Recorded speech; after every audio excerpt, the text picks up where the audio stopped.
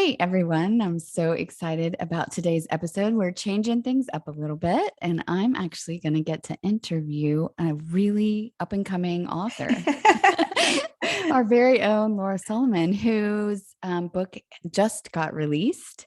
And I got to read it a little bit early, and it's fantastic. So, welcome, Laura. Thank you, Kim. Thank you for having me on the Sacred Rebellion podcast. It is really an up and coming author on an up and coming podcast. That's right. That's right. Everything's up and coming. Well, that just didn't sound good. Okay. Okay, it's too loud. Okay, I'm too loud. Turn your down. If you turn your gain down just a little bit. Does that mean my volume? So in the back, that little gain, if you turn it to the left counterclockwise just a little bit. Okay. Now you can get in there. Okay. Well, it's I hate that I'm not able to give you that feedback because I don't have headphones on, but oh well. We'll just assume that's fine. All right. Are we editing all that out too? I think that part of that was really good. I wish we could listen to it. So I'm just gonna let's start with okay. It's an up and coming author on an up and coming podcast. Yes. Everything's looking up here. Exactly. So Laura, why don't you start by telling us what inspired you to write this book? Well, I've been writing since I was about 12, 13. I started journaling. I don't know why I started, but I decided to start writing things down, and I got some notebook paper and put some yarn through the strings, and I made myself a little book, which I still have, by the way. It's like yellow yarn all tied together. And I wouldn't write every day, but I would write, I would just write about what was happening in my life. So the process of writing has been a big aspect of my journey and healing. And then I think that part of me always thought someday I would write a book, but in end of the summer, last summer and into the fall, my writing seemed to change, and it felt like it just felt different. And at first I wasn't even aware that I was starting to write a book. It just felt like my writing was different. And then I realized that's just like, oh, wait a minute, I'm writing a book. So it just kind of happened. It kind of came through me is really what happened. Yeah. You hear that a lot with authors. It's like, yeah. So that makes a lot of sense. So why don't you tell the listeners what the book is about? Well, the book is my story. The book uses my story to illuminate a path through the body. And it's really how I came to understand and see the body in a different way. Sorry, did you just hear that ting? I did. Just got rid of that. Delete that. And also, as in my course that I'm teaching, one of the things that I do is I invite people to write their own story and to own their own story. So one of the things I say frequently, and I believe this, is you have to own your story to own your power. And it actually takes power to heal. Healing is a power dependent phenomena. However you identify where power comes from or energy, but life itself requires energy and healing requires energy. So there's this power in really owning your whole story. And what I still see in myself and saw in people is that they kind of wanted to own what they thought were the good parts of their story. The parts that looked pretty and the parts that looked nice and the parts that made them look good, but the darker parts they didn't really want to own.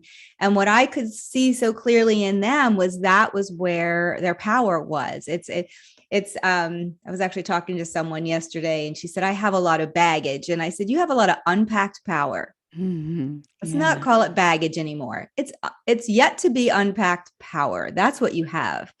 And so as being a model and stepping into that myself. So this was a unpacking in a way. And the book was not easy to write, in that I had to think about and write about things that I really most days rather not think about, It might to have be been honest. packed up a little bit. Yeah, yeah. And I'm not judging myself for packing them up and putting them away, but I, I guess I was ready. And that's the other thing is, this book for me could not have been written any earlier in my Yeah. life. Like I was just not ready to own it and to speak it and to share it. Yeah. Yeah. That makes a lot of sense. And, I think, you and I have experienced and witnessed that in ourselves and in others. It's like the people who come to you for, what you offer, they are ready. And one of the things that you've told me before I really like is like, when I get triggered, that part of me is ready to be healed, right? Like, so it's Mm-hmm. like when we're ready, it just naturally and organically shows up. We could become inquisitive about aspects of healing or people or practices. So I really like Yeah. that. And I did have the help of a publishing coach. So it's a self-published book, but I use give a shout out to self-publishing school. They really helped me.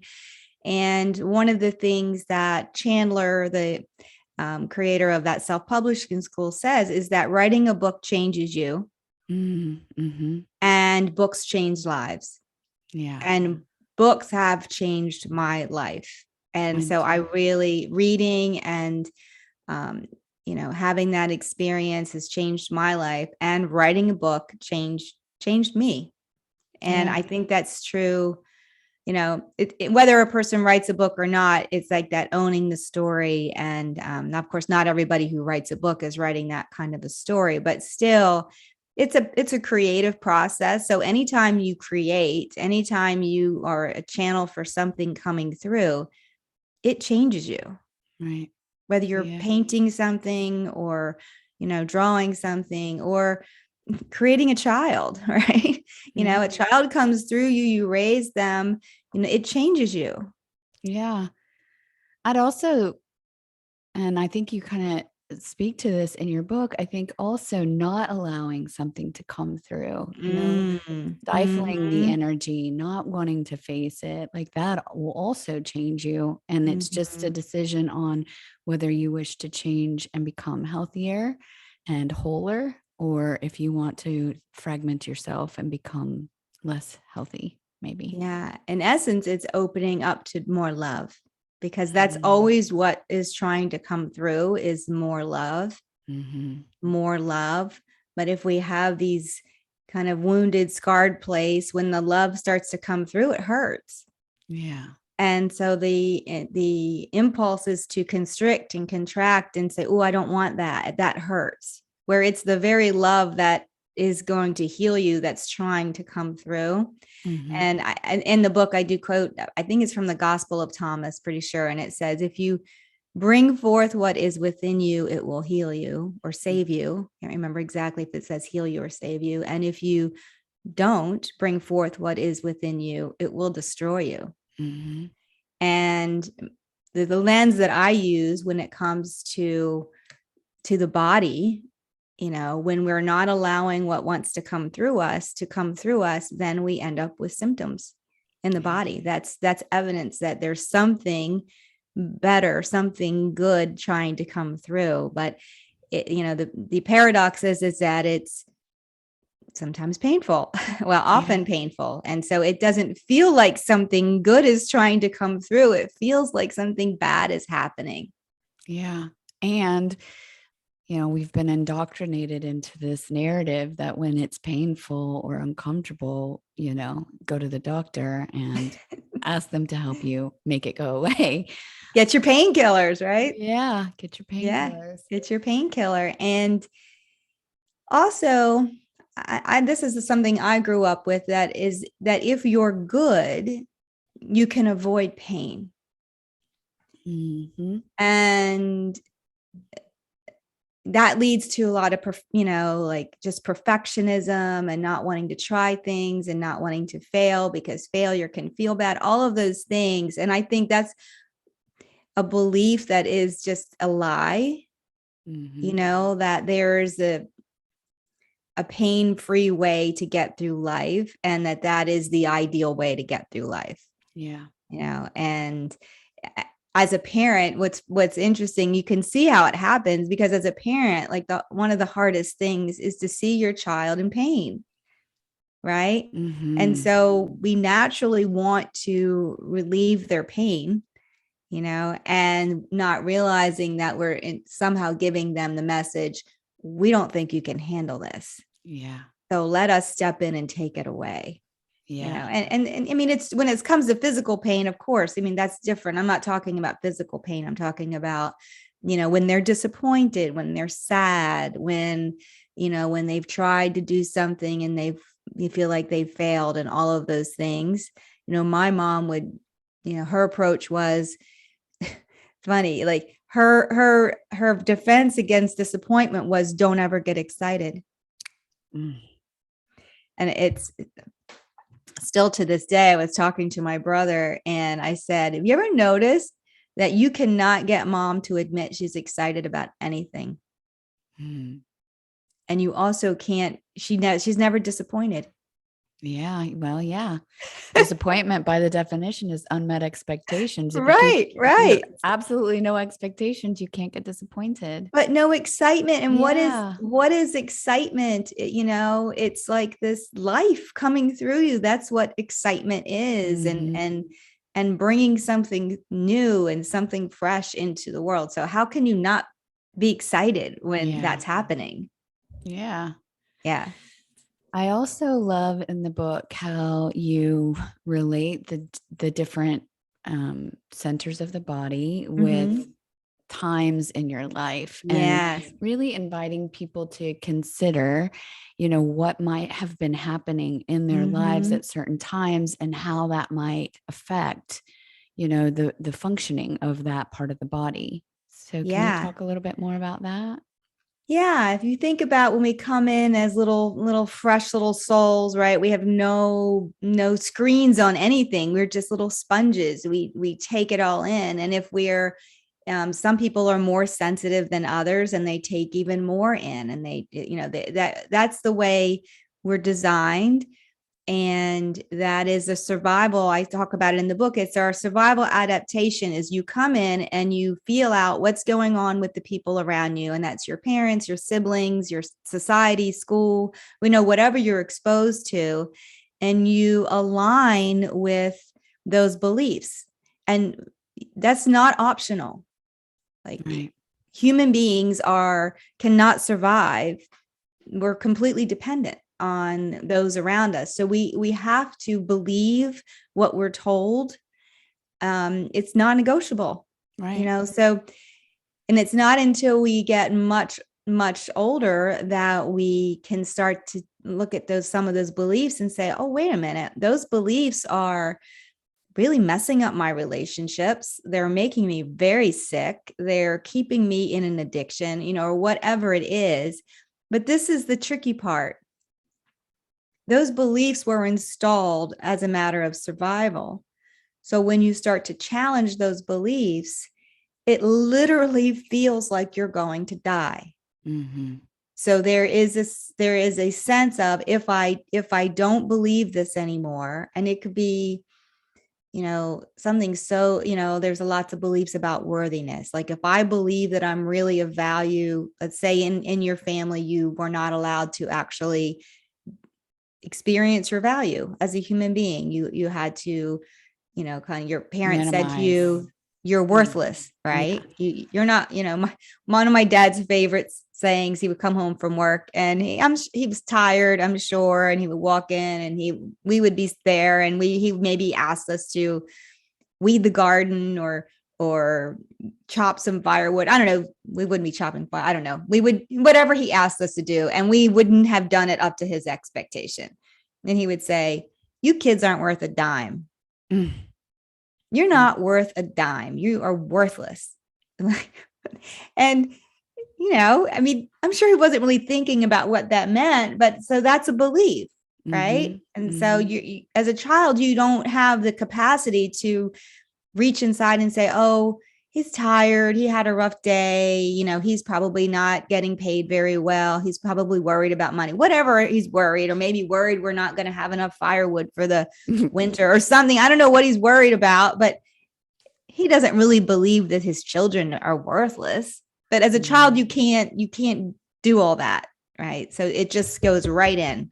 I'm Yeah. worthless. So then later on, you see, oh, when I'm at work and I won't ask for a promotion, or I won't ask for a raise, or I'm in a relationship and someone isn't treating me right. But that challenging that belief and really saying, oh, I do have value. Mhm.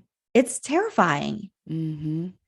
Yeah. and I think to acknowledge that and to have tools to deal with the actual, physical fear of challenging that is part of the journey. It's been part of my journey, and it's what I see working with other people. It's like, yeah, I can see that belief is really damaging me, but I'm having a hard time letting go of it. Yeah. Yeah. Yeah. And what occurred to me while you were talking is sometimes those beliefs are so subtly installed. Like, um, I'm dating a man, and in his family, accepting a compliment was not acceptable. So somebody would say, somebody says, "You look really nice today." And he would say something like, "Well, this is a hand-me-down shirt, and I didn't even wash my hair today." It's like deflect Yeah. the compliment, just not take it Yeah. in. And even that is like, it's that same message. It's like, it's dangerous to accept compliments. It's dangerous to acknowledge your worthiness. Right. So there is a sense of don't get too big for your britches, Yeah. right? Who Mm-hmm. do you think you are? Don't get above your raising. Like, you hear all these things, right? You Mm-hmm. don't realize how insidious they are and how they literally keep us from showing up in the world Yeah.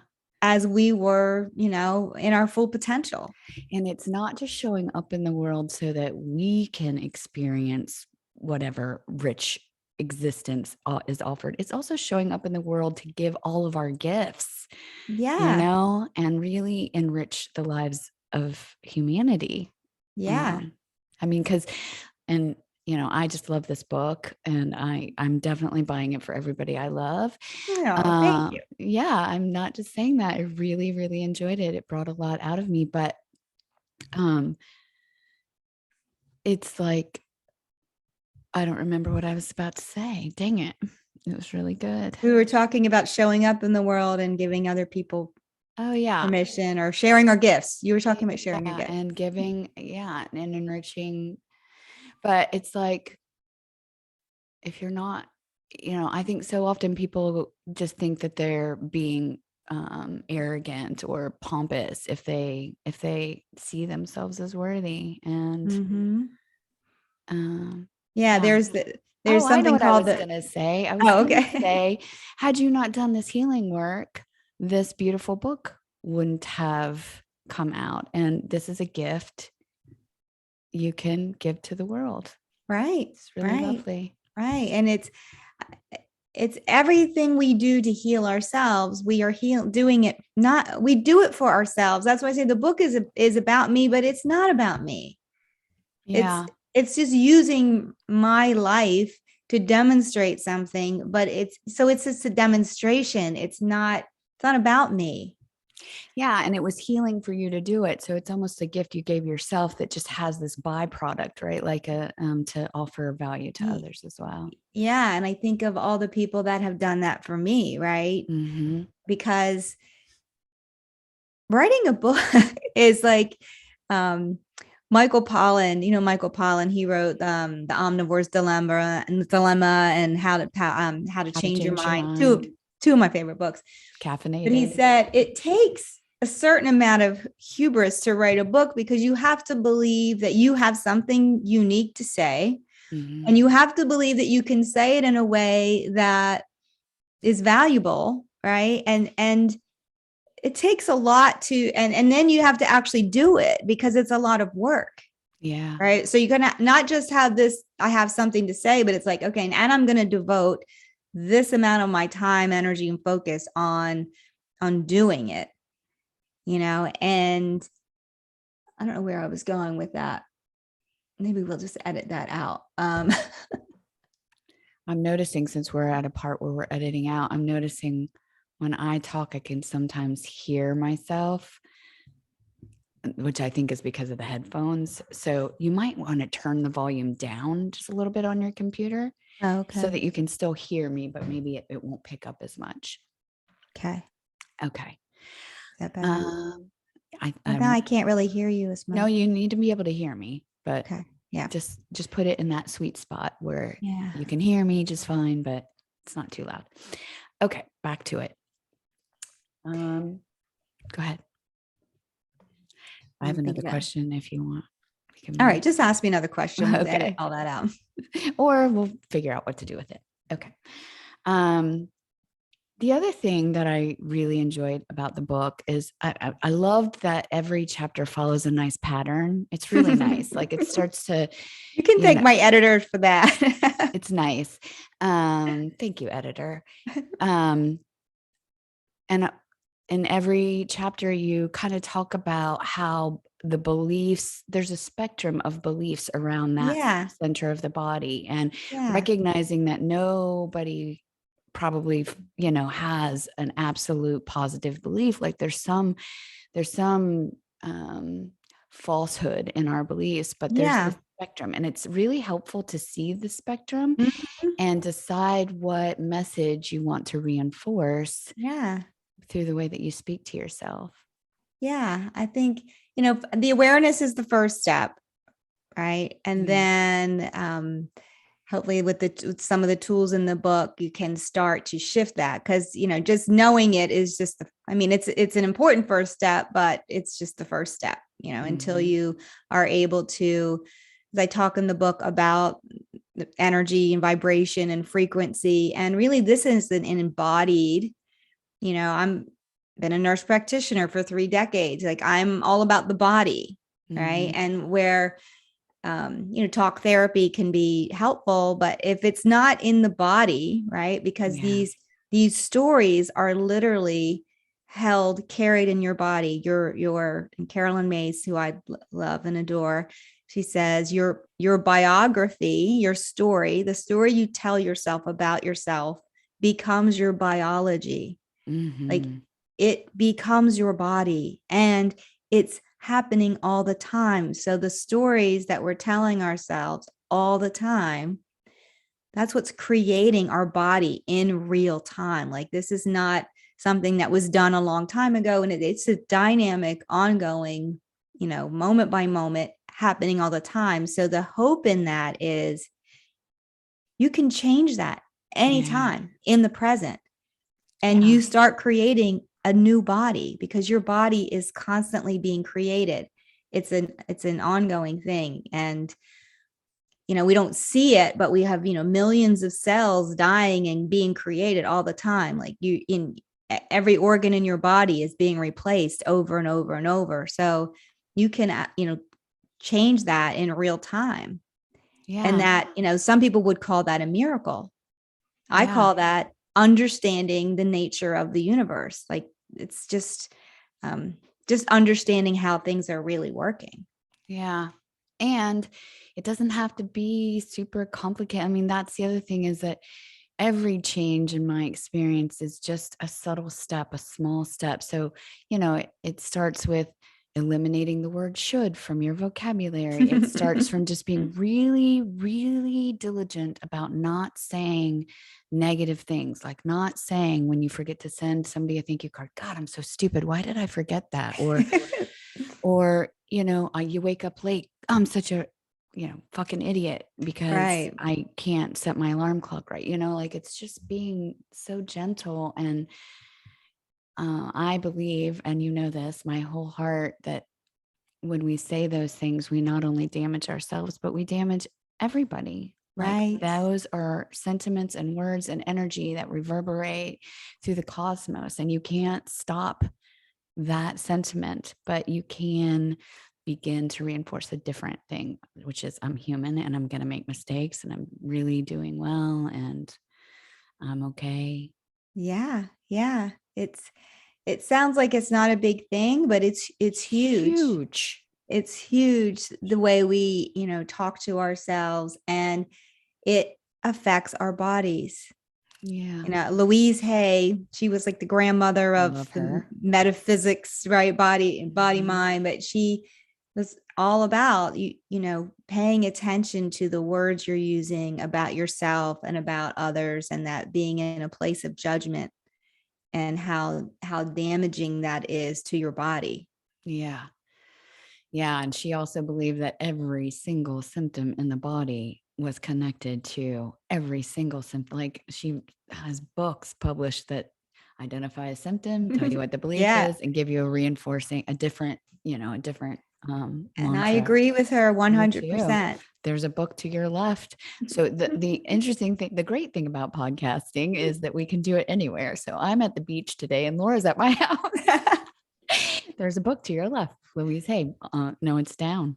It's down. So I can get Yeah. to it. Oh yeah, Yeah. I see it. You can heal your light, right? Yeah. Yeah. So God bless her. She went through everything from, a pimple on your nose to a To sore kidney ankle failure. to kidney failure. And what is it, what does it mean? And I think that so it doesn't mean that the physical thing isn't happening. Right. And I It talk about is. this in the book. It's like, but the way the universe is designed and its energy, it shows up in the body last.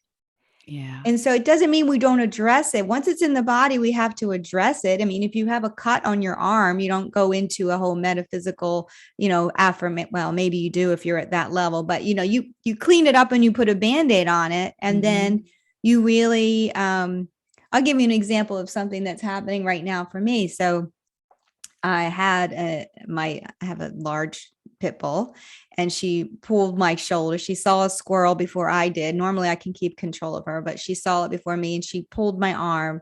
And so now I have this little nagging left shoulder thing. And I'm aware that yes, that happened. And yes, that's where, but the fact that it's lingering and the fact that it's there's something else going on. And through some deeper work, what I realized is that it's some resentment. It started with some resentment towards my partner because he wouldn't let me help him.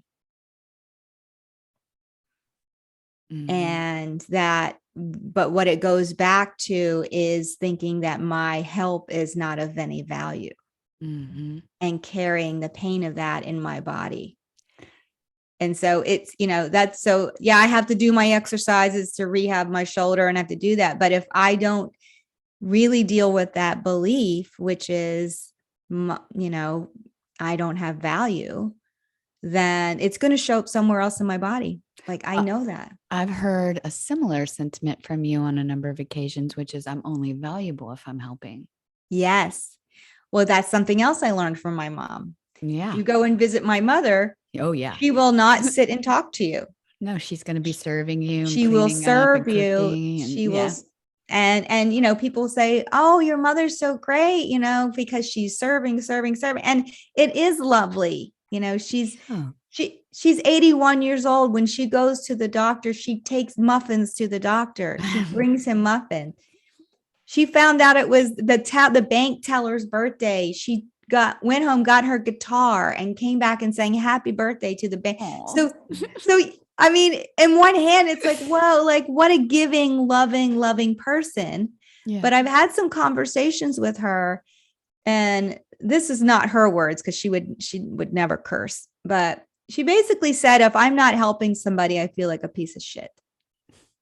That's essentially what she said. Yeah. Like, I cannot tolerate just being.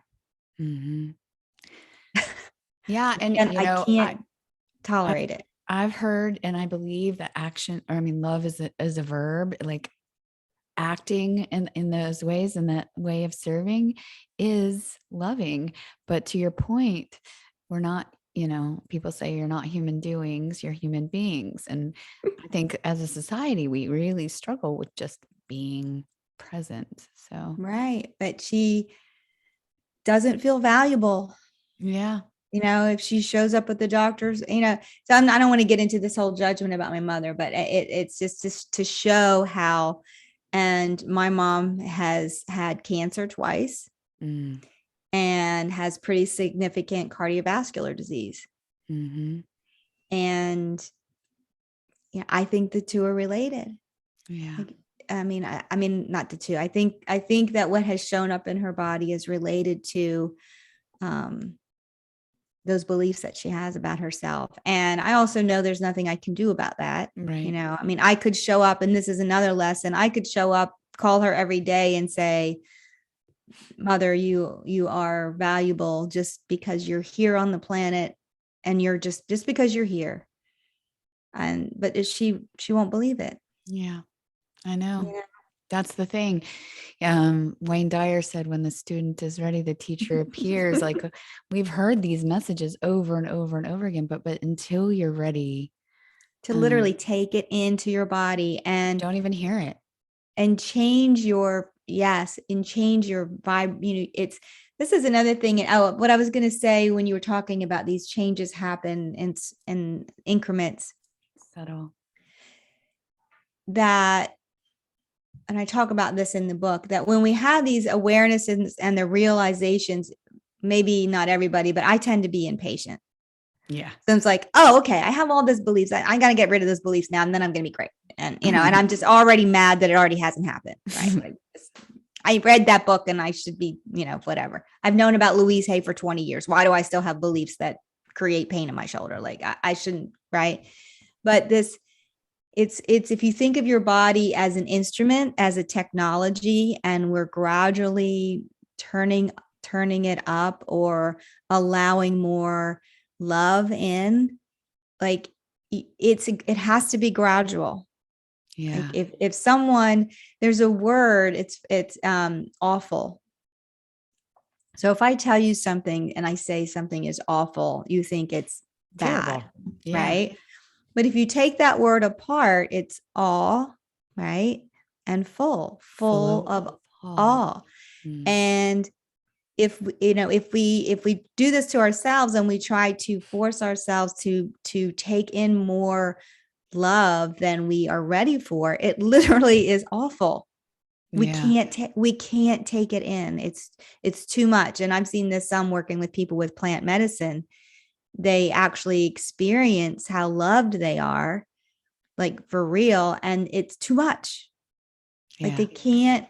They want it to stop because it's too much. So, being patient and understanding that we can only you can't go from feeling completely worthless to precious like that. It literally would feel awful. Yeah. Well, I feel like I could talk about this with you for days. But Laura's book is Wounds to Wisdom, and it's just released. And where is it available? It's available on Amazon. And it's on Amazon, and you can come to my website, laurasolomon.com. And read the book, share the book, review the book. That really helps me when you download it and write a review. That really helps me. So if you could do that, that would help me to share the message. And for those of you who are not big readers, good news. It's not a very long book. Yeah, it's not. And it's an easy read. It's really nicely laid out. So So Kim says, it's easy read. It's, so it's, you don't have to worry about, I know we went into some deep things, but it's not, I mean, maybe I'm not the best judge, but I'm a pretty good judge.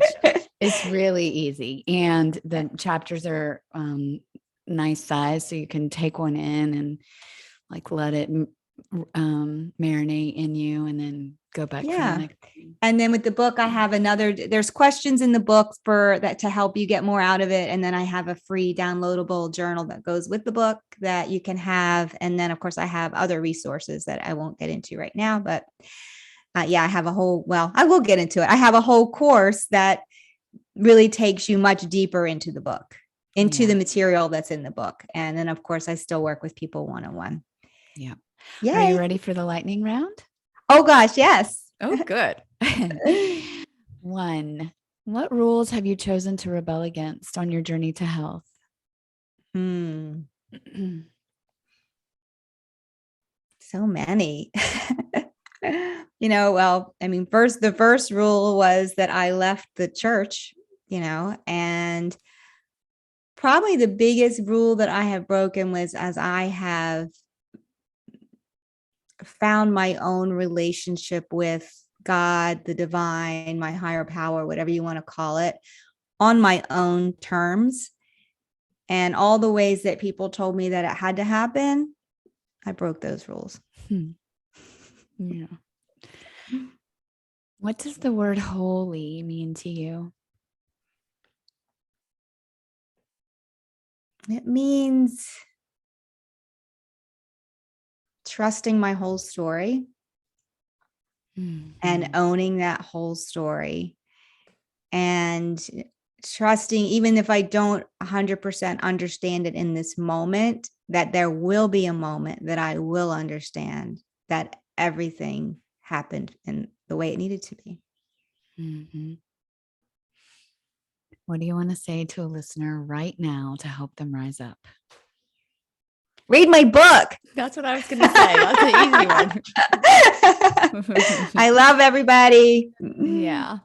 All right. Well, it was a delight. The book is Wounds to Wisdom. Wounds to Wisdom. Download it on Amazon. Rate and review the book and rate and review this episode. Yes, please. Thanks, Lora. Thank you. Bye.